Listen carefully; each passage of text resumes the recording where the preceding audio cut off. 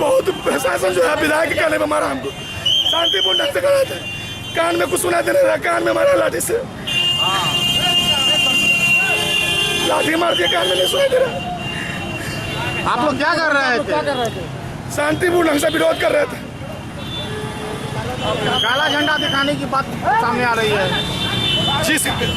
बहिष्कार कर रहे थे सोशल मीडिया का। चलो